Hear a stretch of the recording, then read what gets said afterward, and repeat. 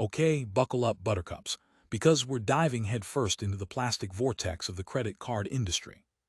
Imagine a world where every swipe is a step closer to financial freedom, and every rewards point is a tiny unicorn farting rainbows. Sounds amazing, right? Wrong. You're more likely to find a dragon guarding a pile of overdue bills. Today, we're declaring war on the sneaky fees, the predatory interest rates, and the sheer, unadulterated madness that is the credit card trap. Because let's be honest, how many of you truly understand those terms and conditions? They're written in a language that's a mix of ancient Latin, corporate jargon, and pure, unadulterated lies. You think you're getting sweet cashback on avocado toast? Think again. You're probably paying for it 10 times over in interest. We're ripping off the Band-Aid and exposing the ugly truth. This isn't about building credit. This is about building a financial prison, brick by painful brick. Now let's rewind a bit. Back in the day, the concept of buy now, pay later was practically revolutionary.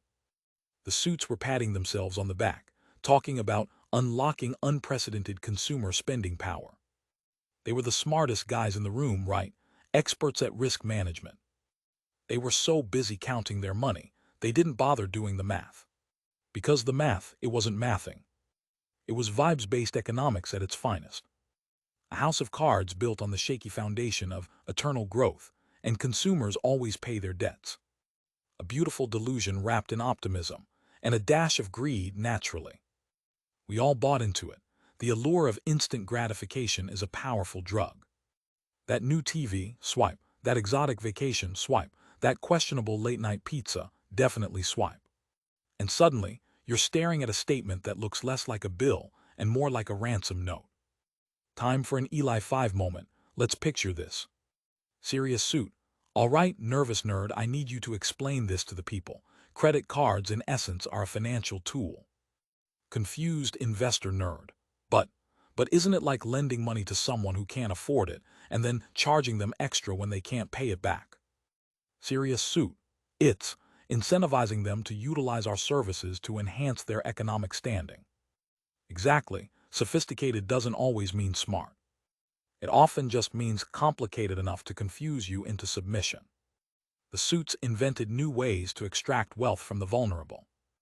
Let's get even simpler. Imagine you have a magic money tree. You can pick money off it whenever you want, but every time you do, a tiny little gremlin starts nibbling at your branches.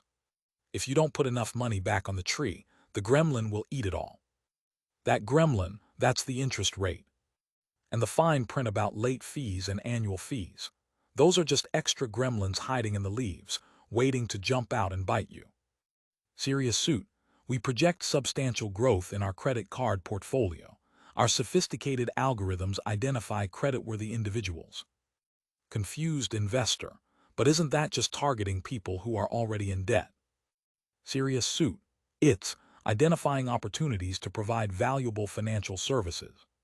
Confused investor. You're performing heart surgery with a spork. That's the heart of it, baby. The whole system relies on you, the consumer, making bad decisions. The system is rigged. It's designed to keep you in debt. That's how they make money. The uncomfortable level of ambition is just appalling. And then comes the crash, the moment the hype train hits a cliff. The Black Tuesday for your bank account. The day you realize you owe more than your annual salary. The masks slip, the smiles fade, and the reality of the situation hits you like a ton of bricks. Maybe it was a job loss. Maybe it was an unexpected expense. Or maybe it was just years of accumulating debt without a real plan. Whatever the cause, the result is the same. You're drowning in debt, and the life raft seems miles away. The turning point can be swift and brutal, the moment your credit score plummets. The calls from debt collectors start pouring in. The feeling of absolute, unadulterated dread when you check your mailbox. You thought you were playing the game, but it turns out the game was playing you. You have stage 4 fraud cancer. So what happens when the house of cards collapses? What happens when the vibes finally stop vibing? Well, the first thing is a lot of finger pointing. The regulators blame the banks blame the consumers. And the consumers, they're left holding the bag, wondering how they got into this mess in the first place. But here's the silver lining. There's always a hidden legacy, even in the worst disasters. Think of the Roman roads. They were built on the back of conquest and slavery, but they also paved the way for trade and communication.